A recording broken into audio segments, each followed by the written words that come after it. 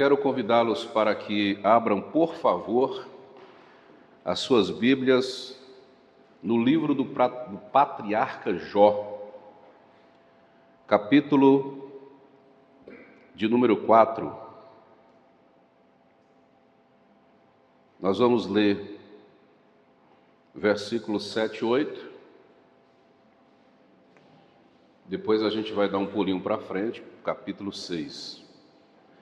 Capítulo 4, versículos 7 e 8. Está escrito assim: Lembra-te, acaso já pereceu algum inocente? E onde foram os retos destruídos? Segundo eu tenho visto, os que lavram a iniquidade e semeiam o mal, isso mesmo eles cegam. Palavras de Elifaz. Capítulo 6, versos 24 e 25.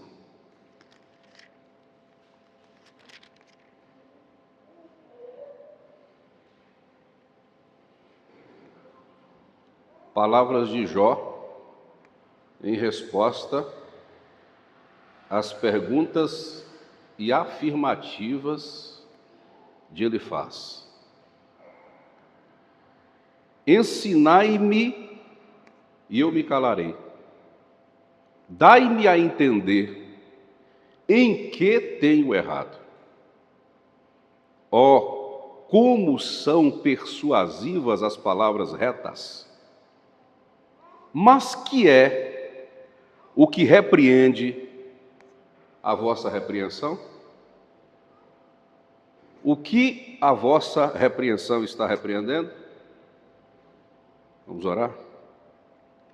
Obrigado, Deus poderoso, por tua palavra,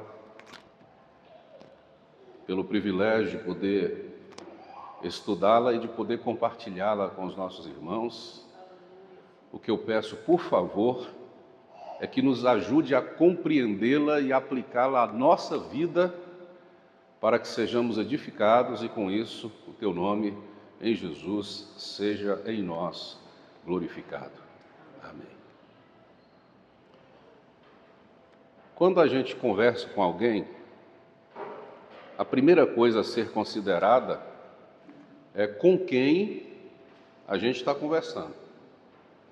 Então, eu conversando com você, eu sou o locutor e você é o interlocutor. Se eu desconsidero você, se eu penso apenas em mim, naquilo que eu quero dizer, naquilo que eu quero passar, mas desconsidero o contexto no qual você está inserido, se você está entendendo o que eu estou dizendo, se o que eu estou dizendo tem coerência, então eu não estou produzindo uma comunicação eficaz. Se eu falo com uma criança, eu não preciso exatamente falar como se eu fosse uma criança, mas eu preciso falar de modo que a criança compreenda o que eu estou dizendo, porque senão não faz sentido. Não há comunicação, há apenas alguém falando e alguém que não está entendendo absolutamente nada.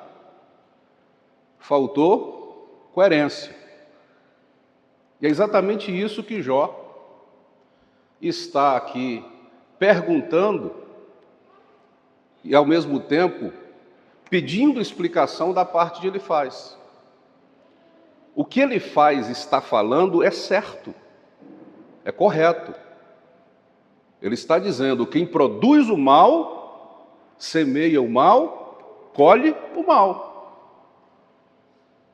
E ele está falando para Jó. Só que ele está dizendo para Jó: olha, eu nunca vi alguém que faz o bem colher o mal que você está colhendo. Ele está afirmando categoricamente que Jó está sofrendo porque Jó praticou algum tipo de pecado. Aí Jó contra-argumenta. Jó diz: me ensina e eu me calo. me diga onde foi que eu errei, e eu fico em silêncio. Explica, o que foi que eu fiz de errado? No 25 ele diz, como o argumento, como a palavra reta é persuasiva. Ele está dizendo que você está dizendo é reto, a palavra está certa. E é uma palavra persuasiva, mas a minha pergunta para você é, o que a tua repreensão está repreendendo em mim? O que você está dizendo está correto, mas não está sendo aplicável à minha pessoa. Então não há coerência. As palavras estão certas, mas não estão sendo dirigidas à pessoa adequada. Era exatamente isso que Jó, na sua conversa com Elifaz, que era seu amigo, estava falando. Nós temos aqui o que eu chamaria de filosofia teológica elifaziana. É estranho, né? Mas é a filosofia a respeito de Deus produzida por Elifaz. Ele tem uma filosofia, ele tem um pensamento. O pensamento é teológico, porque o pensamento, obrigado, bebê, está falando a respeito de Deus, mas é um pensamento de acordo com as suas próprias experiências, a sua experiência pessoal.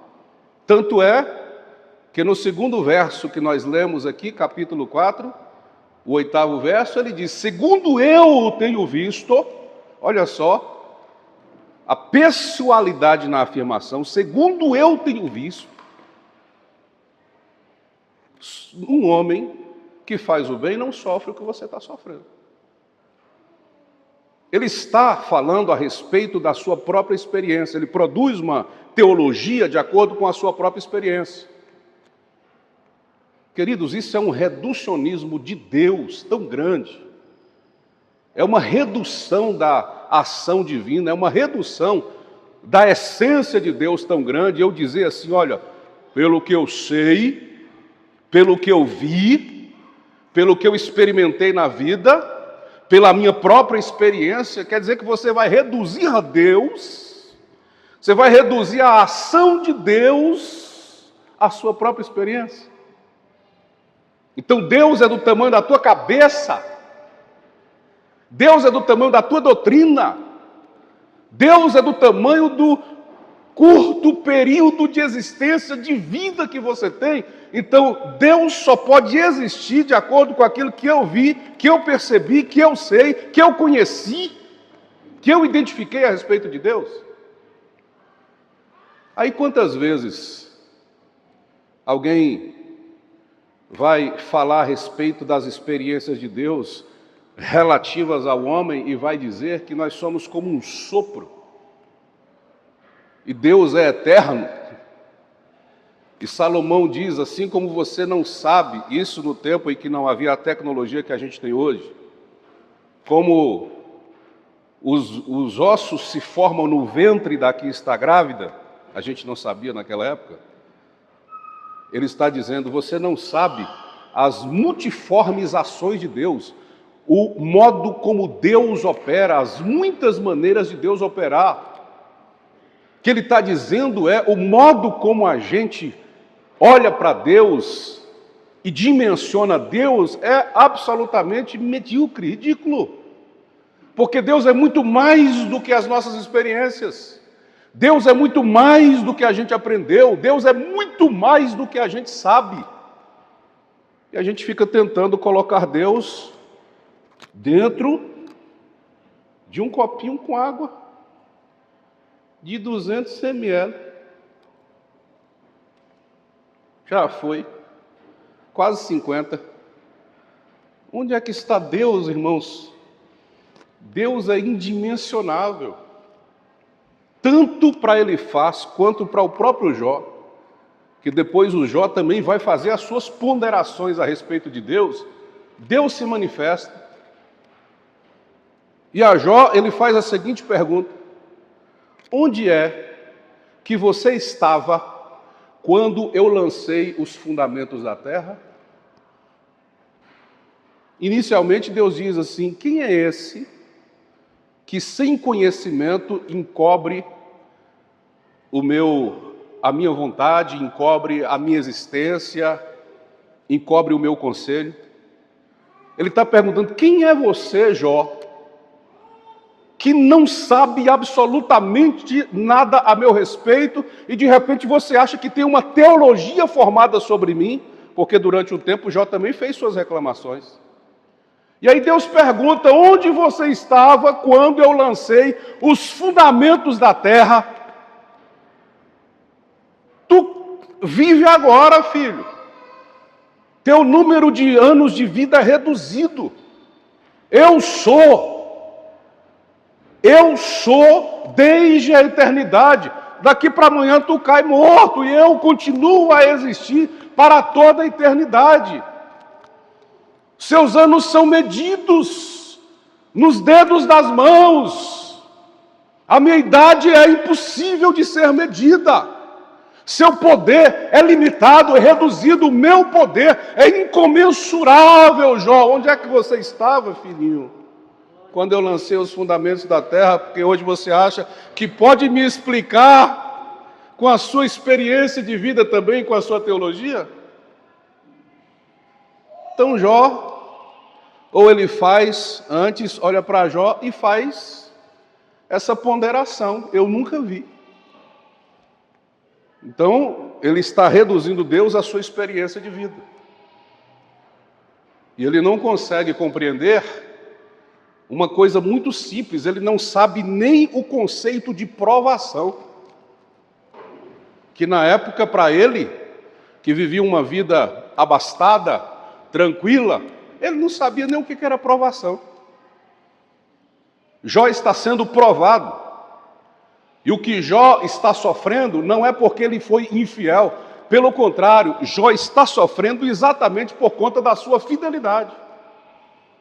Eu não preciso repetir a história, vocês conhecem, mas o diabo diz para Deus que Jó era fiel como era porque tinha o que tinha. Depois, no novo encontro, Jó só é fiel ou mantém-se fiel como é porque tem uma saúde de ouro. E Deus diz a princípio: tira o que ele tem, depois diz: então toca na sua saúde. E Jó se manteve fiel. A prova é exatamente por conta da fidelidade. E Jesus vai nos dizer: no mundo tereis aflições. Então as nossas aflições não é porque alguma coisa de errado na nossa relação com Deus está existindo. E nós passamos há um tempo para cá pensar muito sobre isso. Se nós não temos produzido resultado na vida, se nós não temos crescido, não temos prosperado, se a nossa vida não está abastada, se alguma coisa que nós sonhamos não foi realizada, é porque nós estamos desconectados com Deus. Alguma coisa está errada. Como se nossa vida com Deus fosse medida pelo que a gente tem, pelo que a gente conquista. As experiências dos homens de Deus, tem hora que eu fico até com medo de comparar. Eu nunca vou pedir para ser como o apóstolo João, como o apóstolo Pedro. Deus que me livre. Eu não aguentaria, eu não suportaria. Homens que negaram toda a sua vida, homens que renunciaram tudo que eles tinham para viver a integralidade de uma missão, de um ministério no Evangelho, coisas que eu acho que eu não sou capaz de fazer. Pessoas que não tiveram nada, pessoas que morreram violentamente, pessoas que foram queimadas, pessoas que foram mortas nas arenas, homens dos fundamentos da igreja. E hoje aparecem essas doutrinas que tentam dizer que nós, como os filhos de Deus, devemos alcançar, devemos ter, devemos não sei o quê. Na primeira carta de Pedro, capítulo 2, a partir do versículo 19, ele diz: coisa agradável é que alguém, por causa da consciência para com Deus, sofra agravos, padecendo injustamente. Porque que glória vocês terão, se fazendo o mal, vocês padecem. Mas se vocês fazem o bem, e com isso sofrem, isso é agradável a Deus. porque Cristo também sofreu, deixando-nos o exemplo para que sigais as suas pisadas. Então o exemplo de Cristo é o exemplo de provação, de fidelidade no meio do sofrimento, no qual nós não pensamos que estamos distantes de Deus, ou que Deus está distante de nós porque nós estamos passando por provação. Mas tudo parece ter uma causa e um efeito.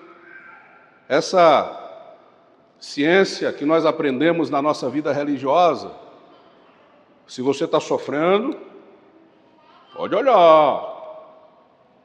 Olha na parede da sua casa, talvez tenha um quadro lá que foi consagrado a alguma entidade. Abra a gaveta, talvez tenha alguma roupa lá que você recebeu que foi... Então, ou é o capeta, ou é a gente que não está se relacionando direito com Deus. E a gente se esquece que crente sofre provação porque é fiel. E esse é Jó. E qual é a reação de Jó diante disso? Porque hoje, de forma muito fácil, a gente perde a cabeça. Se alguém disser, olha, você está sofrendo por isso, estou sentindo que você está sofrendo por isso. E aí Jó recebe os seus amigos, pessoas de alto nível de intelectualidade, eles são altamente intelectuais, assim como Jó era, e vão fazer considerações. Então Jó está recebendo amigos para receber conselhos, apoio, e o que os amigos fazem? Começam a fazer apontamentos distorcidos a respeito do que Deus está fazendo com Jó e do que está produzindo resultado na vida de Jó. Causa e efeito. Alguma coisa você fez de errado, Jó, para estar sofrendo desse jeito. Então, para a cabeça de Jó, alguma coisa poderia estar. Mas o que aconteceu com Jó? Ele não perdeu a sua estabilidade, a sua consciência a respeito de quem ele era e a respeito do que os outros eram. Parece-me que no capítulo 5, ele diz assim, não, capítulo 7, ele diz assim, olha, o que eu sei, ao aflito, o amigo deveria demonstrar um pouco de empatia. Vocês, como amigos, deveriam demonstrar empatia para mim. Eu sou aflito, eu sei quem eu sou e eu sei o que vocês deveriam estar sendo. E vocês estão distorcendo, não conseguem explicar a teologia nem a filosofia de vocês e tentam imputar em mim culpa que eu não tenho. Então Jó não perdeu a sua consciência a respeito de quem ele era, nem a respeito daquilo que, do Deus a quem ele servia, e nem a respeito do que os outros deveriam ser. Era isso que Paulo estava dizendo quando ele falava assim, eu sei em quem eu tenho crido. Quando alguém acusa a respeito de alguma coisa, quando alguém desmerece Paulo a respeito de alguma coisa, ele diz, eu sei em quem eu tenho crido. Sabendo em quem eu tenho crido, eu sei quem sou eu. Eu tenho uma consciência a respeito de mim e a respeito de Deus, que não é o julgamento dos outros que vai abalar. Então ele tem essa consciência a respeito dele, a respeito dos outros. Ele também não perdeu a sua sensibilidade de esperar que um dia Deus se moveria na sua direção. Apesar de, em alguns momentos, ele dizer assim, para mim não tem mais esperança. Eu sou como uma árvore cortada. Ou pior do que uma árvore cortada. Porque uma árvore cortada, capítulo 7, quando ela está próxima às fontes de águas, mesmo que ela seja cortada e o seu tronco seja queimado, as suas raízes estão próximas das águas. Então as águas ainda renovam a árvore. E ele diz, mas para mim não. Para mim não tem esperança. Eu sou pior do que uma árvore do tronco cortado e queimado. Mas depois, ele vai passando pelos processos, e aí no capítulo 19, Se você ler, é um dos melhores momentos, ou dos mais emocionantes momentos da vida de Jó, onde ele lamenta mesmo o abandono que ele sofre, o abandono dos seus amigos, a indiferença das pessoas que o respeitavam, que o consideravam. Inclusive as próprias crianças ficavam rindo de Jó de longe. E onde é que ele está? Ele está fora de casa. Ele está no monturo de cinzas, porque as feridas do seu corpo eram tão fortes que ele precisava estar nas cinzas ali o tempo inteiro, se aliviando as dores das feridas. Ele chega a dizer que a única carne do seu corpo que não foi afetado com essa doença foram as gengivas. Eu acho que Deus queria preservar os dentes, né? Porque se as gengivas também apodrecessem, não ficava um dente. Era o Jó Banguelo. E ele disse, a única parte que não apodreceu foram as gengivas.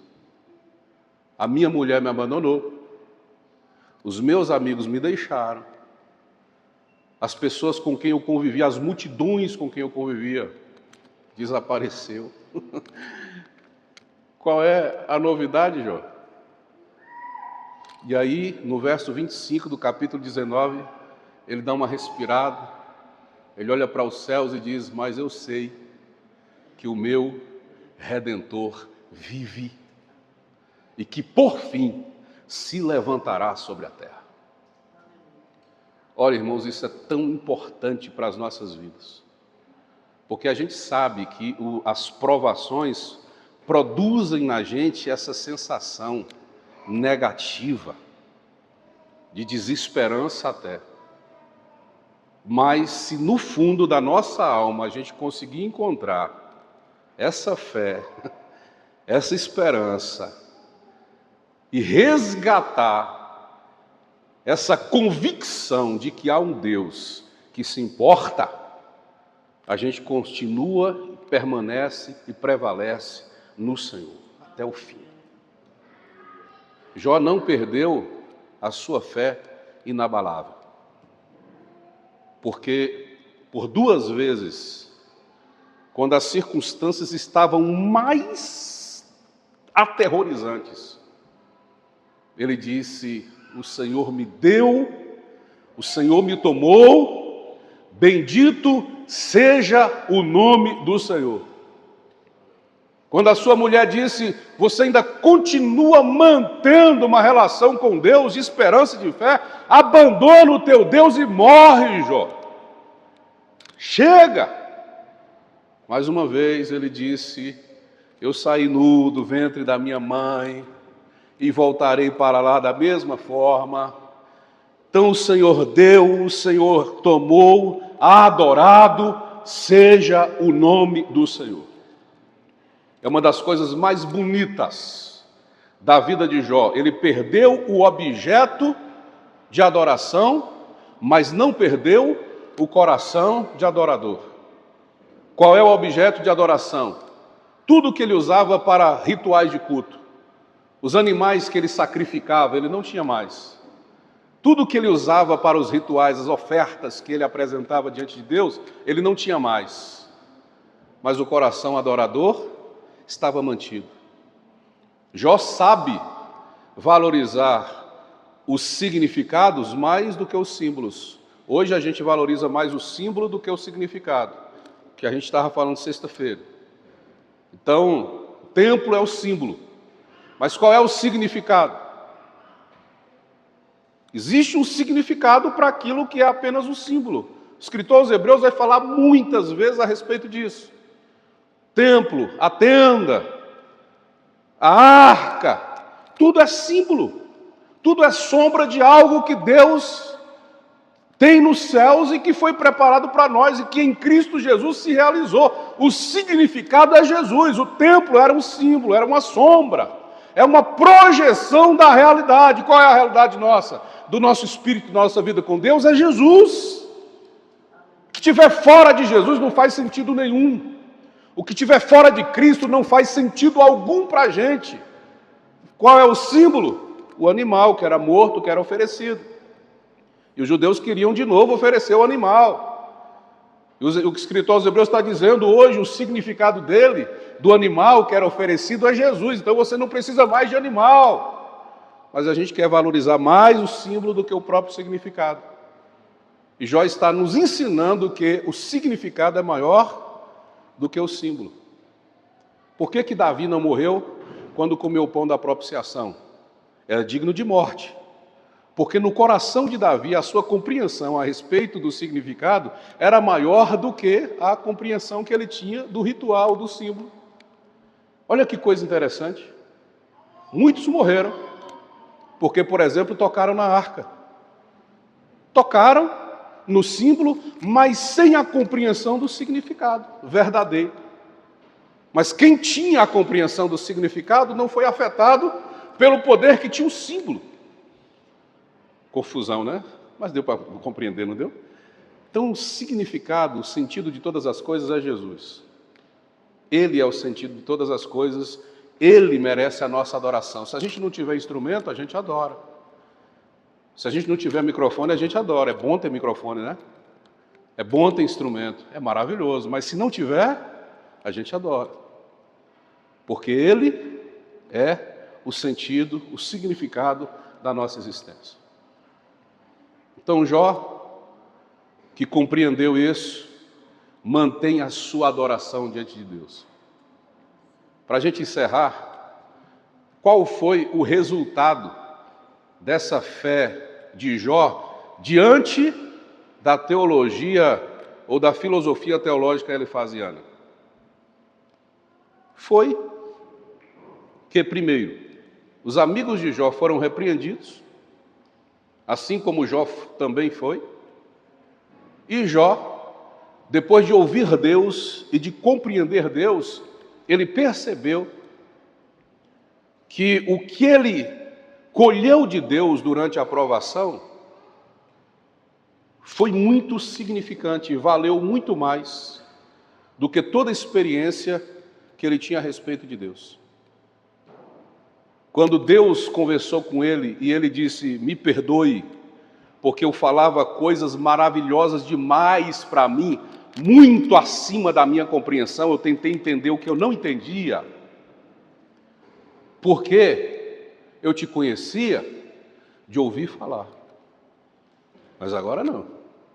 Depois da prova e depois dessa nossa conversa íntima, os meus olhos te veem. Então, o meu conhecimento a respeito de Deus não é mais um conhecimento teórico, agora é uma experiência viva. E vale muito mais do que o resultado de ter mantido a minha fidelidade na provação, porque ele recebeu tudo em dobro, não foi isso? Os bens que ele tinha, ele recebeu em dobro. Até os filhos que ele tinha, ele recebeu de volta. E aí, ele, quando apresenta diante de Deus a sua integralidade, a sua alegria por ter passado pela provação, e ele diz que agora ele conhece a Deus, não apenas de ouvir falar, mas de tê-lo conhecido pessoalmente, ele está mostrando que o que ele aprendeu na prova foi maior do que a bênção que ele recebeu no fim da prova. Então, queridos, às vezes a gente fica muito esperando pela bênção que vem depois da prova. Só que o que a gente aprende durante a prova é maior do que a bênção que a gente recebe depois da prova. Jó também aprendeu que nenhuma aflição dura para sempre. Não dura para sempre. Em algum momento, o vento vai cessar, a chuva vai parar e a bênção de Deus vai chegar. Ele também aprendeu que até o mal carrega o bem de Deus para a nossa vida. Até o mal carrega o bem de Deus para a nossa vida. Vocês cantaram hoje. Todas as coisas cooperam para o bem daqueles que o amam. Quando Jó estava para encerrar a sua luta, claro que ele ainda não sabia, ele está lá sentado naquela cinza, despido,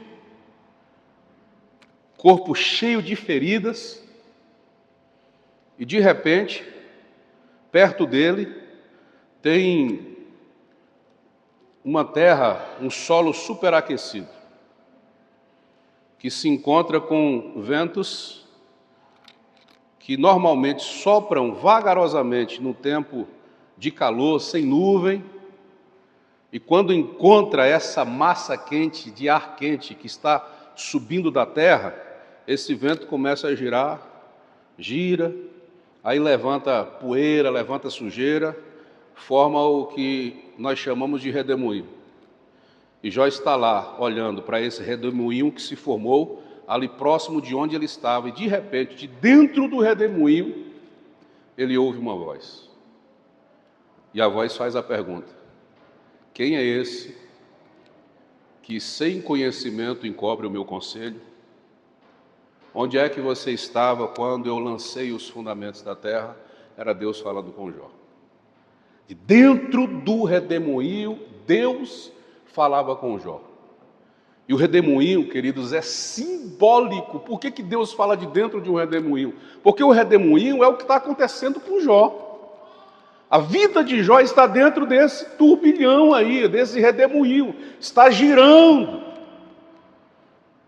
Só que tem uma coisa impressionante, tanto nos redemoinhos quanto nos outros eventos naturais maiores e mais fortes, no centro do redemoinho ou no centro de um furacão, existe um lugar de silêncio absoluto, a ciência descobriu há algum tempo.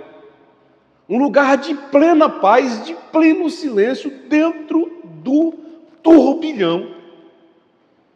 Isso também é algo simbólico, porque mesmo dentro do turbilhão que nós enfrentamos, há uma voz de Deus que pode produzir paz para os nossos corações. É por isso que muita gente não compreende por que a gente, às vezes, passando por determinadas privações e provações na nossa existência, a gente ainda consegue ter paz. Por que a gente não chutou o balde? Por que a gente não saiu jogando pedra na rua? Porque há uma graça de Deus, há um silêncio de Deus, e há uma voz de Deus, e há uma paz de Deus dentro da tribulação que nos faz permanecer estáveis, apesar de tudo que a gente enfrenta na vida. Jó se torna um exemplo. O próprio Tiago diz: vejam o exemplo de Jó, a sua paciência e o resultado disso. Qual foi o fim que Deus lhe deu? E aí a gente fica tendo o Jó como um exemplo de que, não obstante as dificuldades, os problemas, as lutas, as tribulações, os constrangimentos, as vergonhas, os abandonos, as maldições e qualquer coisa que venha contra as nossas vidas, permanecer fiel e paciente produzirá para nós uma bênção e um resultado positivo da parte de Deus. Amém, igreja? Você pode ficar de pé mais uma vez?